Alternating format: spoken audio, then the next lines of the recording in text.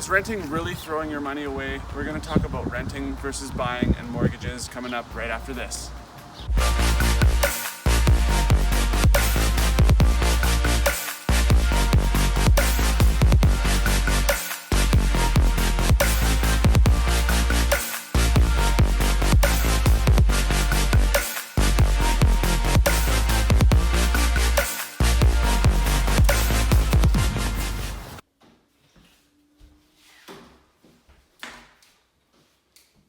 Okay, first things first though, we have to understand how your mortgage is calculated in order to figure out how much of that is going to interest and how much of that is going to your principal, which is the amount of money you borrowed. So let's understand the formula. Make sure we get the formula first before we start talking about rent versus buy and whatever is throwing your money away.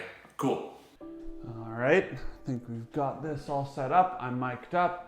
Okay, so really quickly, I'm gonna just sketch out the formula to show you how the banks calculate your monthly mortgage rate. Then we're gonna talk about the formula really quick to help you understand how you can help reduce your mortgage payment. So I'm not gonna derive the formula, but here's basically how it works. Your payment per month, bi-weekly, whatever, it's the same formula, but it looks like this.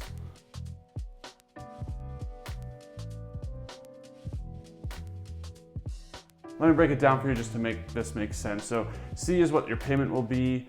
R is your rate per period, like your interest rate. So let's say you had a 12% interest rate, but you're calculating like a monthly interest payment. Then you go 12% divided by 12, which would make your rate 1%. So that's what the R is.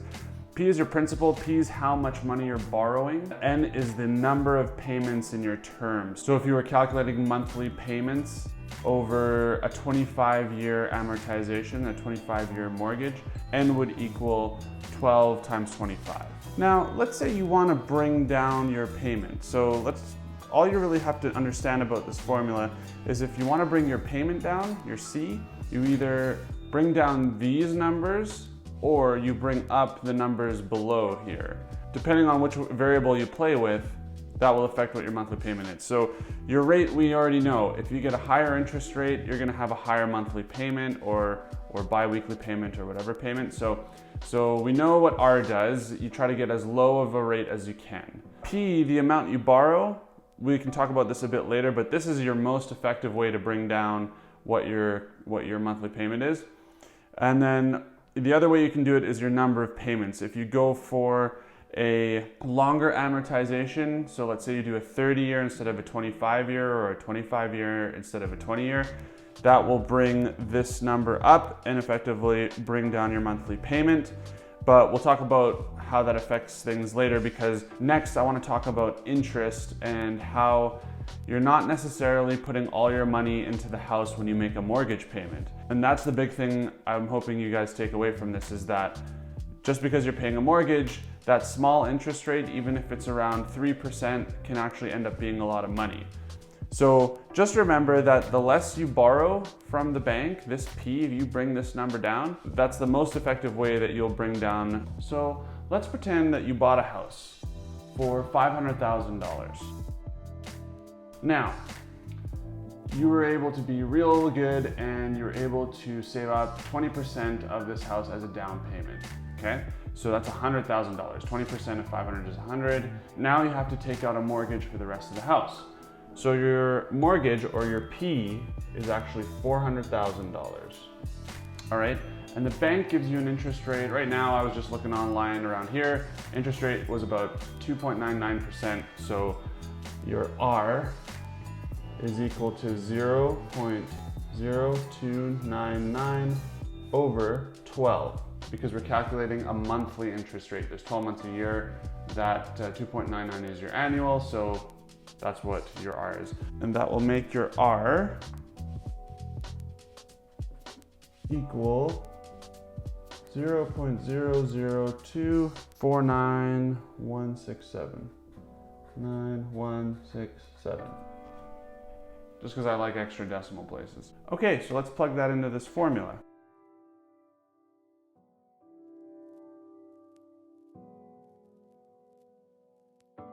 N, oh, I forgot to do N. So N is going to be the number of months in your amortization period. So this is a 25-year mortgage. That's the assumption we're going to make. So if I assume this is a 25-year mortgage times 12 months per year, that's 300 months or 300 monthly payments, right? So 300 goes here.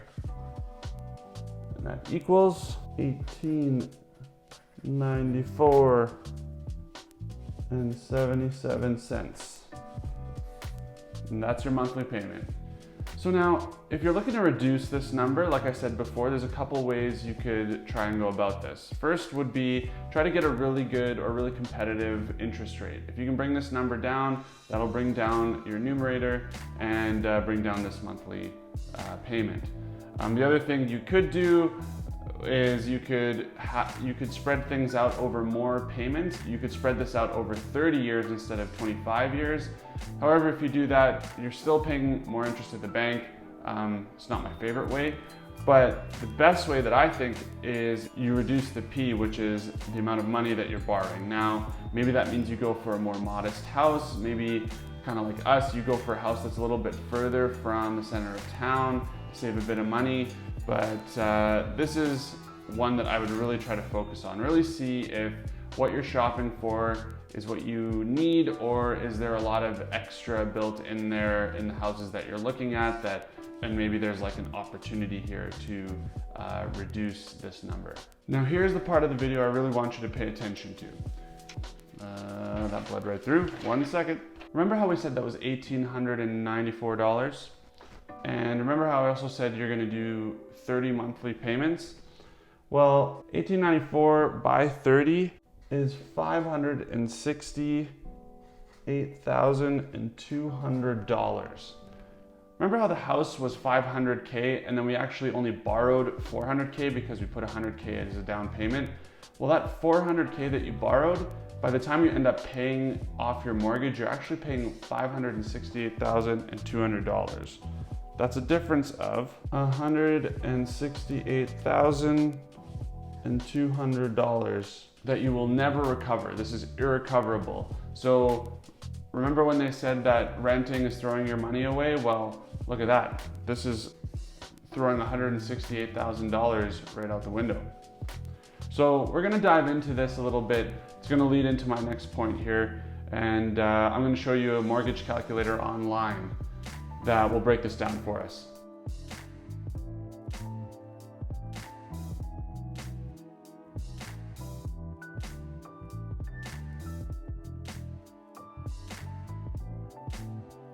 Okay guys, so now we're going to talk a little bit about how your mortgage payments are split among paying off your debt and paying the bank.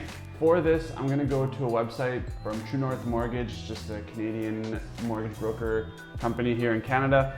I'll leave a link below, but I'm going to record my screen so that you guys can follow along with me. So if you click the link below, you'll get to this screen. If you click the tools and you go to the payment calculator here, you will get a mortgage payment calculator. I've already filled this out. It is over here, and here is the price of the house, the amount we put down.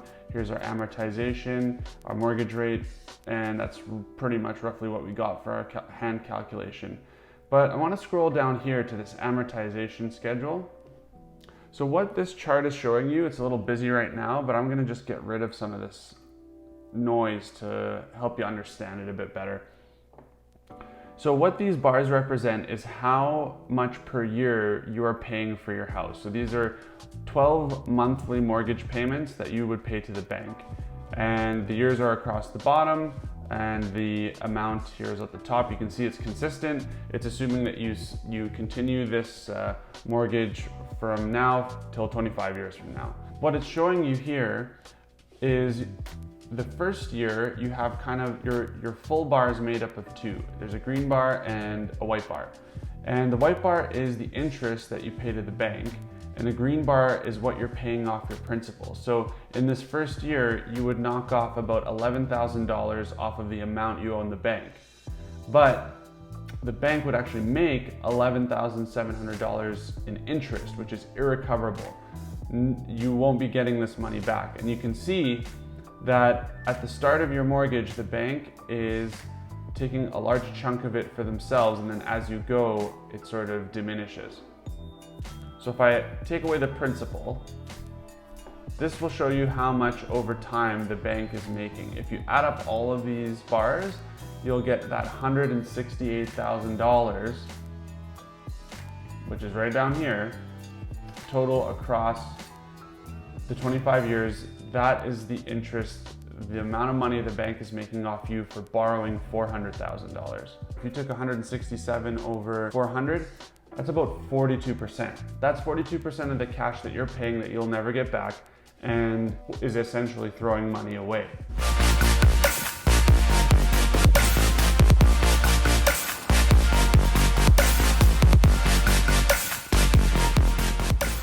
One other thing I want to show you guys is a calculation that I did using these numbers right here.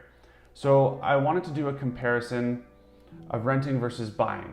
If we're going to talk about throwing our money away, at what point are we throwing less money away with a house that we've bought versus renting?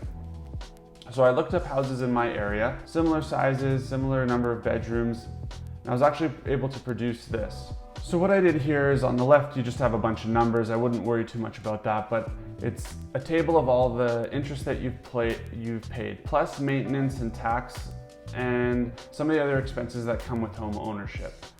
Now, this chart is where I kind of wanted to focus, but you could see the blue line, which is the buying and selling line. This is how much irrecoverable money you spend per year on a bought house versus one that you rent. And this is cumulative, so that's why these numbers go up. Every year, assuming your rent doesn't go up or down, you're putting the same amount of rent towards this house, so the money that you're losing keeps going up. At first, renting is less than paying the mortgage. The rent, I'm assuming, for this house is about $1,700 a month. And $1,700 a month is about just over $20,000 a year. So that's what this green line is. Now, if you look at the buying and selling, this is the mortgage line. Also keep in mind that these numbers assume that you're gonna sell your house at the end of the year and you have about $18,500 in closing costs. So what that means is, here on the chart, if you decided to sell your house after 1 year, it ends up costing you more than had you had rented that house. So as you progress through the years, the amount of money that is not recoverable for a rental keeps going up. If you've bought the house, you can see that at first a mortgage is more expensive, but right around the 2-year mark, it starts to become better for you. You're throwing less and less of your money away, especially as you start paying off more of your principal and less interest to the bank. Now, keep in mind, we've made a lot of assumptions here. We assumed what our down payment was, we assumed our interest rate doesn't change, we've assumed an amortization of 25 years. So there's a lot here that you could play with to get different scenarios. So just keep that in mind. The rough rule is short-term renting is better since you are saving money.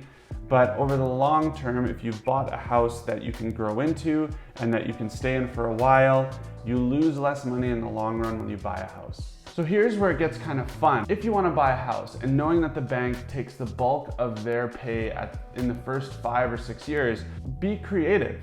Maybe you can purchase a place you want to move into right now, but rent it out for the first 5 years till you're ready to move in, and have the renters pay your mortgage until you are able to move into it. Or maybe you'll have like a walkout basement or a separate entrance to be able to rent out to somebody so that it'll help you with the mortgage cost. Thinking of things like this early on, especially when you're buying your first place, can really help you in the future when you're trying to save up for other things and build your own net worth. If you're interested in some of the advantages and disadvantages, I made some videos, advantages of renting versus advantages of buying. But that's all I've got for you on this one, guys.